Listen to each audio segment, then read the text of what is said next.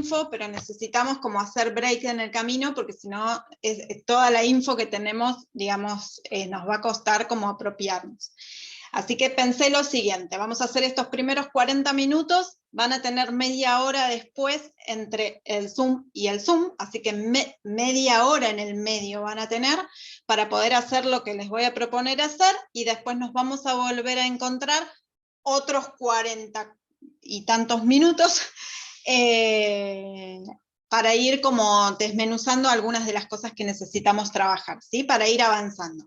Como para pasar en limpio, ustedes tienen un trabajo, yo se los quise pasar por el WhatsApp, para que lo vean, porque por ahí alguno no tenía acceso a la plataforma, como le pasaba a Pame, y después me di cuenta, Pame, que nunca te pasé la consigna, o sea, estaba buenísimo, pero no tenías la consigna. Si no tenías acceso a la plataforma, era difícil que llegues al trabajo. Pero bueno, todo esto me doy cuenta mientras voy caminando, ¿viste? Te mandé todos los videos, pero no te mandé la consigna. No, igual los chicos la mandaron al grupo. Bien, menos mal que están atentos. La de los textos, sí, mandaron la otra, la de la reseña, bueno, la de en el grupo. Bien, la reseña, bueno, a ver, pasemos en limpio. El trabajo práctico es para el día, tienen tiempo hasta el día 30, así está habilitado en la plataforma. Aquel que no tiene acceso a la plataforma como Pame, y como hay uno más que me pidió el mail o el WhatsApp, me da igual por mail o por WhatsApp, pero que llegue, digamos. Así veo cómo están trabajando y cómo vamos como avanzando. Y cómo seguimos con esa primera parte de la materia que tuvo que ver con la aproximación conceptual a la idea de educar. Ahora estamos hablando... Sí. Yo como que estoy como media mareada con toda la información. Por eso, entonces, por eso estoy tratando de pasar en limpio. La primera parte es características del fenómeno educativo, debatimos acerca de qué es educar, y las aproximaciones conceptuales del concepto, ¿sí? De la idea de educación.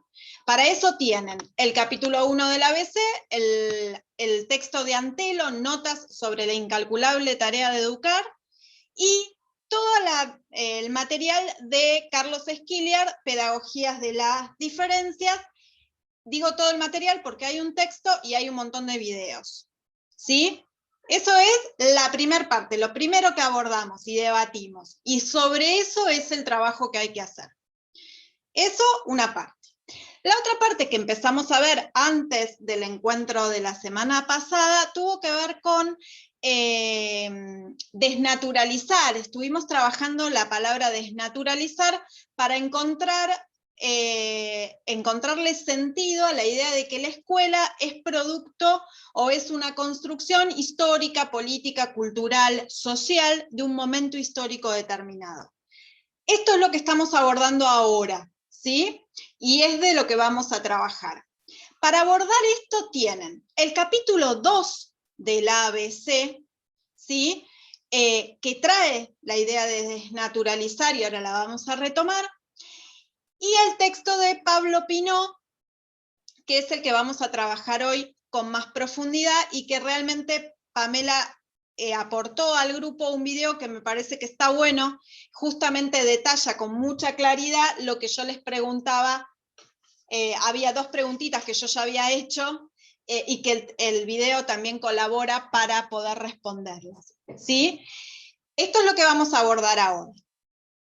Estamos ahí más o menos en ubicación, porque esto es lo que vamos a trabajar hoy. Ya para la semana que viene tienen otro material. Entonces, quiero que les quede claro, ¿sí? Pablo Pinó, estamos trabajando ahora. El capítulo 2 del ABC de la pedagogía ya debería estar leído hace tiempo, ¿sí? Pero aborda todas estas cuestiones. Y ya para la semana que viene tienen un texto de Dussel, que aquellos que tienen acceso a la plataforma saben que está, y si no lo voy a mandar al grupo, ¿sí? Entonces, hoy nos centramos en la escuela como producto histórico, para lo cual yo les envié, primero, las características de la modernidad, ¿sí? Que era un pequeño audio que me parecía que estaba bueno cambiar un poco video, era un audio que nos demanda otras capacidades, ¿no? estar disponible desde otro lugar. ¿Pudieron escucharlo? Sí, profe. Por supuesto, me Sí. dice Lorenzo, vamos. Bueno, vamos a partir de esas características de la modernidad que vieron en el audio para llegar al punto de la escuela, ¿sí? Y tomando como punto de partida lo que vimos en el último encuentro que tuvimos, que fue la palabra desnaturalizar. La idea de desnaturalizar tenía que ver con sacarle a la escuela esta idea de que estuvo siempre y en todo momento y bajo cualquier circunstancia, y desnaturalizarla implicaba ubicarla en un momento histórico, ubicarla en el contexto de la modernidad, con determinadas características y con un determinado formato. Y justamente lo que vamos a trabajar es, de la mano de Pablo Pino, que se pregunta justamente por qué triunfa la escuela con esas características, con esos formatos, y con tanta resistencia a pesar de que los contextos se modifican. Pero para entender todo eso, primero tenemos que arrancar viendo en qué contexto la escuela surge, se construye y finalmente se institucionaliza, ¿sí? Me gustaría que me dijeran 2 o 3 de las características que escucharon en el audio acerca de la modernidad. Si tuviésemos que dar como un pantallazo respecto de la modernidad, ¿qué me dirían? ¿Chan, chan? Yo leo lo que Que no. tengo anotado. Ah, Bueno. ok.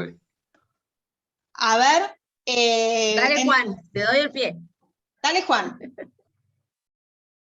Una característica, Juan. Yo puse que la modernidad era que fue como un proyecto lineal. A ver, lo vamos a retomar.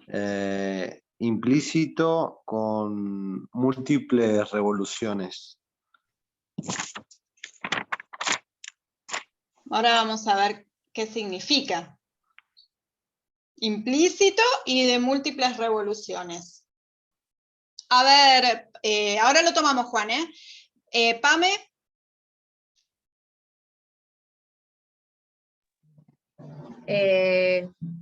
Yo puse las características, después de las transformaciones, puse el nivel económico y comercial, político y cultural, y después de ahí saqué otras.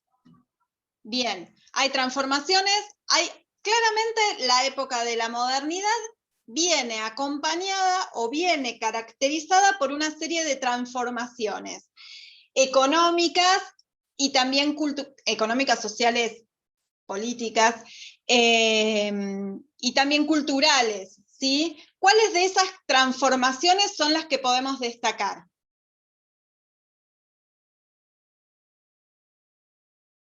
De ahí Yo anoté, por ejemplo, profe, en el de económico, comercial, social, la innovación en medios de comunicación y transporte, Bien, la aparición de nuevas ciencias y métodos, bien, el mercado mundial, que se incrementa la producción, nuevas rutas, nuevos caminos. bien. Y además va de la mano de la consolidación del sistema capitalista, ¿sí? Estas transformaciones económicas, comerciales, sociales, en realidad van de la mano de una consolidación de un sistema con un modo de producción particular, como va a ser el modo de producción capitalista, ¿sí? Y también, como dice Débora, en realidad también hay un gran avance o innovaciones científicas. Recuerden que esto va muy de la mano con la idea de que es el hombre quien piensa lo que pasa en el mundo y quien da explicaciones respecto de esto, ¿sí? Ya no es la explicación la tiene un Dios que mágicamente o místicamente puede decir que tal persona tiene poder. No, ahora es un sujeto que por medio de la ciencia va a explicar los acontecimientos del mundo, ¿sí? O va a intentar explicar los acontecimientos del mundo. Esa es una de las grandes transformaciones de la época moderna y que van a significar un montón a la hora de hablar de lo escolar. Después me interesaría ver si pudieron ver escuchar sería más precisamente, escuchar en el audio lo que dice con respecto de los estados-nación. ¿Dice algo de los Sí, eso lo estados-nación? vi Sí. en la parte de política cultural, que dice que hay un desplazamiento del mundo donde se creía que el Dios era el todo, digamos, y pasa a ser el hombre un sujeto universal, digamos, en la realidad. Y también está esto, hablaba de la conformación de Estado-Nación. Bien, ¿y qué significa el Estado-Nación? Ustedes lo vieron eso, el surgimiento del Estado, la construcción del Estado-Nación. ¿Qué implicancias tiene? Ya no está más la nobleza, ya no va a haber un señor feudal que determine que es dueño de un latifundio y entonces todos los que participan de esa tierra van a trabajar para ese señor feudal, sino que hay otras cuestiones, digamos. Se consolida un Estado, hay derechos, dice Julio. Sí, la consolidación o la construcción de un Estado-nación implica un territorio, un conjunto de personas, un idioma que comparten, ¿sí? Una serie de reglas y normas que conforman ese Estado nacional. Y también, como dice Julio, empieza a, de alguna manera, intentar garantizar la formación de un ciudadano. ¿Sí? Un ciudadano que significa somos parte de ese Estado-nación y tenemos derechos que deben ser respetados. Los primeros que van a estar de la mano de la construcción de este Estado-nación y de este ciudadano van a ser los derechos civiles, ¿sí? La libertad de pensamiento, la libertad para moverse, la libertad de elegir. Y esto no es casualidad que yo remarque la palabra libertad, ¿sí? Profe, y ahí da pie a esto del surgimiento de la escuela, porque necesita crear ese tipo de personas. Claro, ¿no? ahí vamos, ahí por eso nos vamos metiendo, digamos. Entonces hay transformaciones económicas, comerciales, transformaciones políticas, transformaciones culturales, la idea de que un sujeto que piensa las cosas que pasan en el mundo, una mirada entonces antropocéntrica, intentan consolidarla y fundamentarla a partir de innovaciones científicas. Y también la construcción de un Estado nacional que va a tratar de garantizar un ciudadano con sus derechos y con ese derecho de poder elegir cómo se mueve en esa sociedad. Pero hay que aclarar por qué estamos hablando del siglo XVIII, siglo XIX. Y la idea de este Estado-nación, de la conformación de este Estado-nación, era conformar una identidad común, que todos nos sintiéramos parte de esa identidad y de ese Estado nacional. Para sentirnos parte y compartir todos, se va a llevar adelante una idea de somos un sujeto plural. Ojo con esto y es importante entenderlo. ¿Qué significa somos un sujeto plural? Somos un sujeto colectivo. Somos todos uno. Somos todos lo mismo. ¿Sí? Pertenecemos al mismo lugar. Esta idea de identidad común está acompañada o subyace detrás de esta idea, la idea de homogeneizar. O sea, todos somos lo mismo si nos paramos desde el mismo lugar, desde el modo en que lo están entendiendo, digo, desde la modernidad, desde el modo en que estoy entendiendo lo que un ciudadano es. Pero piensen que en el siglo XVIII, siglo XIX, ciudadano era hombre, por ejemplo, mujer, no. ¿Ok? Entonces, están mirando un ciudadano, una idea de identidad y de homogeneización en términos de imponer determinadas maneras de ver el mundo. No van a ser lo que Eluen piense, o lo que Pamela piense, o lo que Janina es, sino lo que se debe ser. ¿Sí? ¿Por qué? Profe, sí. ¿eso tenía que ver con el que mencionaba el contrato social? Absolutamente, tiene que ver Iba con acompañado de un contrato iba acompañado de un contrato sexual, justamente. Exactamente. Esta palabra que trae Lorenzo respecto del contrato es sumamente importante porque después la vamos a retomar. Viene de la mano de un señor que se llama Jacques Rousseau, un filósofo, ¿sí? Que seguramente han escuchado en algún momento de la historia o de su pasaje por la secundaria, que habla acerca de este contrato. ¿Qué dice este contrato? Que todos estamos de acuerdo, todos los que conformamos esa sociedad, estamos de acuerdo en que haya alguien que nos represente, ¿sí? Es la idea de base de la conformación del Estado Nacional. Hay alguien, yo como parte de la sociedad cedo en el otro porque me representa y acuerdo esto, ¿sí? Porque estábamos buscando la idea de una identidad que nos identifique y que nos envuelva a todos como bajo una misma manta, la manta nacional. ¿Bien? Pero esta manta, esta idea de que somos todos parte, en realidad somos todos partes y todos compartimos esa idea homogeneizadora. Ahora, si vos no pensás o no compartís, estás afuera. La idea es estar adentro, así que mejor compartirlo. Hay una idea de normalidad que se instala, ¿sí? Se construye una idea de normalidad. Por ejemplo, hay una diferencia o se separa la esfera de lo público de la esfera de lo privado, como dice Lorenzo y trae a colación. Lo privado era lo doméstico, lo de su casa. Lo público es el espacio de lo colectivo. ¿Bien?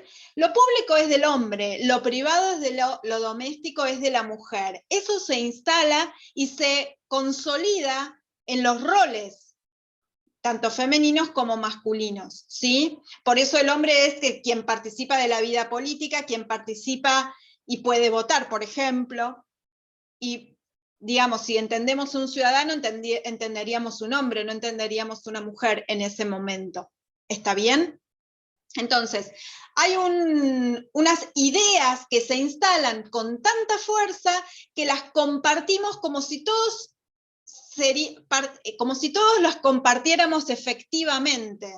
¿Qué quiere decir esto? A ver, por ejemplo, se instala la idea de que la familia es aquella que está conformada por madre, padre, hijo, hija. Esa es la familia tipo.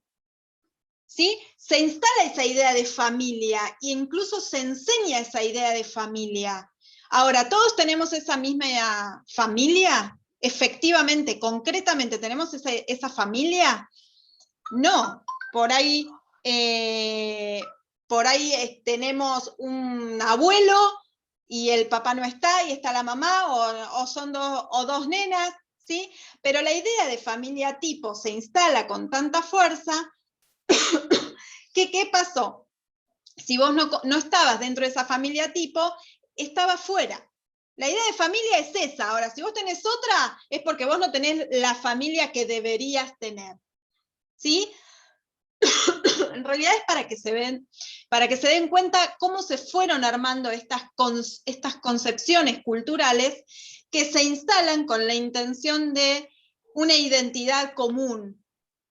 Todos teníamos que estar pensando en lo mismo, ¿sí? Todos pensamos si yo les dijera mesa, todos pensamos en una tabla con 4 patas. Si pensamos en una silla, tenemos una idea de silla. Lo mismo pasaría con una idea de niño, con una idea de rol de la mujer, con una idea de familia, ¿sí? La idea es que todos compartamos la misma visión. Esto es lo que la modernidad, con esa idea, con esa búsqueda de homogeneizar, intentó llevar adelante. ¿Cómo lo intentó llevar adelante? A través de distintas instituciones. En el caso que nos ocupa, la institución que se va a encargar de llevar adelante la función educativa y esta función de homogeneizar va a ser la escuela. Entonces tenemos que ubicar a la escuela dentro de este contexto, con estas características, ¿sí? Porque ahí le encontramos mayor funcionalidad. ¿Me siguieron? ¿Quedó claro o lo volvemos a mirar, a escuchar? ¿Algo les quedó en el tintero? Sí. Sí, sí. ¿Se va Sí, entendiendo? profe. Sí, se entiende. Bueno, entonces podemos como seguir avanzando. A partir de todas esas explicaciones que están en el audio, que me parecía que era bastante clara, por eso lo compartí, a partir de todas esas explicaciones podemos entonces ya adentrarnos en la escuela como una institución. Piensen que la modernidad estaba, de alguna manera, la organización social de la modernidad estaba constituida en distintas instituciones. Institución hospital, institución carcelaria, instituciones de variados tipos y factores. Pero esas distintas instituciones van a tener una organización muy similar. Miren que dije hospital, cárcel, escuela, tienen todas una organización muy similar. Y la modernidad lo organizó y lo pensó de esta manera porque buscaba justamente homogeneizar. Para lograr la homogeneización esperada, necesitaba que las instituciones en donde los sujetos sean parte puedan constituir esa subjetividad que se buscaba, ¿sí? Una de esas instituciones, vuelvo a insistir, es la institución escolar. Y ahí es donde entra Pablo Pineau con mucha fuerza y con el título, con el texto que tienen, que es ¿Por qué triunfó la escuela? Y va a tratar de dar todas estas explicaciones, llegando a la conclusión o a la premisa fundamental de que la escuela triunfa porque se hizo cargo de la definición moderna de educar. Pero para llegar a esa premisa fundamental o esa hipótesis fundamental con la cual trabaja, y además va de la mano de una idea que yo se las voy a compartir acá, que lo acompañó, esperen que no lo encuentro, a ver si, chingui chingui, ay, lo saqué, bueno, quería ponerlo, que lo acompañó a lo largo de la escritura de este texto, que fue la idea de máquina. De hecho, el texto que escribe Pablo Pineau está dentro de un libro que se llama La escuela como máquina de educar, ¿sí? Esperen que se cargue y después lo comparto, porque si no tarda mucho. Y hay una viñeta de un pedagogo español, Tonucci, que representa a la escuela con esta idea de máquina. Después vamos a ver cómo el año pasado, tanto Pineau como Dussel, que son los pedagogos que trabajan en ese texto, debaten acerca de la idea de máquina, y de hecho la critican mucho. Pero en el momento en el que se construye este concepto de escuela como máquina, están pensando en cómo la escuela y su formato y su organización lograban cumplir de alguna manera con esta idea de construcción de una subjetividad compartida o colectiva, donde todos pensáramos las mismas ideas cuando las estuviésemos poniendo en acción, ¿sí? La mujer esto, el niño esto, la maestra esto, el alumno esto, ¿sí? Así que de esto se trata el capítulo de Pablo Pineau.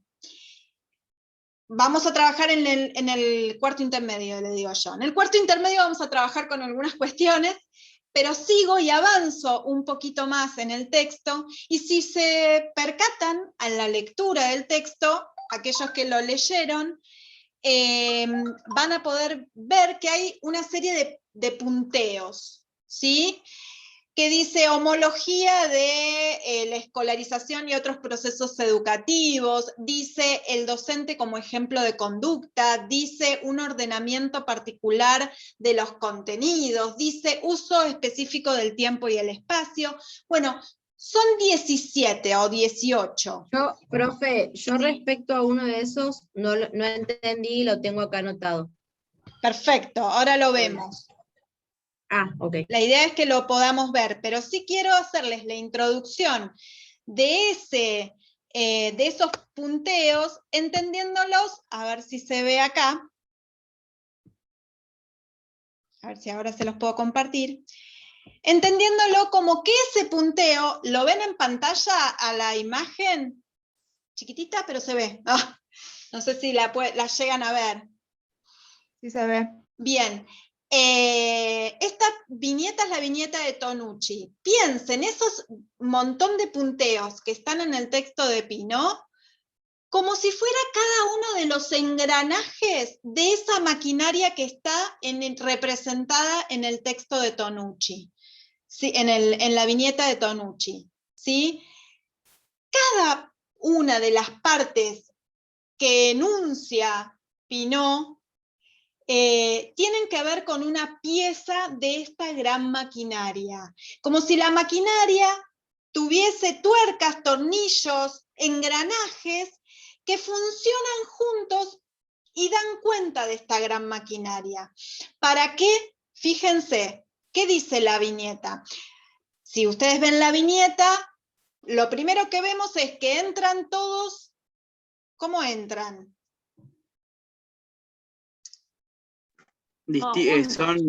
Son niños y diferentes. son distintos. Bien, ¿y cómo salen? Todos Iguales. iguales. Todos iguales. Hay algo adentro de la escuela que los hace salir todos iguales, todos pensando igual, todos con una construcción de subjetividad. Esto que veníamos hablando, si la modernidad necesitaba que seamos todos parte y que nos sintiéramos parte de una identidad común, eso había que trabajarlo. Y aquella institución que se decide encargada de llevar adelante esta función cultural de transmisión va a ser la escuela. ¿Y cómo lo va a hacer para Pinault? Con todo ese engranaje que él detalla punto por punto por punto, ¿sí? Como si fueran partecitas de esta gran maquinaria que Tonucci realmente representa muy bien, digamos. Fíjense que hay en un costadito desechos, y en los desechos están todas aquellas cosas que tienen que ver con capacidades diferentes, o necesidades diferentes, o discapacidades. Los que no entraban dentro de la normalidad establecida, ¿sí? Si vos no estabas dentro de esa normalidad, entonces te teníamos que sacar, porque no entrabas en la lógica, ¿sí? Groseramente lo estamos diciendo, pero incluso dentro de la maquinaria puesta en juego de la escuela, hay sanciones, hay control, hay disciplinamiento, con la intención de que te mantengas dentro de la normalidad. Vos no podés salir de aquello que estaba establecido y pautado. Si te corrías el riesgo de ser sancionado, o corrías el riesgo de ser desechado, así como lo estamos viendo en el dibujo, ¿sí? Digamos, si nos ponemos ahora sí a pensar en los puntitos de los que recién Pame hablaba, que hay uno que no lo pudo ver, fíjense. Esto está en el Padlet, por las dudas que se los recuerdo. El primero dice homología entre la escolarización y otros procesos educativos. ¿Qué es homología? ¿Sabemos? No. No. ¿Qué es lo mismo? Una misma forma de algo. Exacto, ¿qué es lo mismo? Fíjense. Homología dice entre escolarización y otros procesos educativos. O sea, el lugar que va a tener la escuela es homologado, todo está reducido a lo escolar. No hay otro proceso educativo que no sea dentro de la escuela. Esto lo va a proponer la misma escuela. O sea, vos tenés que pasar por la escuela para ser educado. ¿Sí? De alguna manera ¿Por qué? Porque necesitábamos que todos pasen por la escuela para lograr esta subjetividad deseada, este sentido de pertenencia, esta identidad común. ¿Sí? Entonces, lo primero que hace la escuela es decir, yo educo, punto.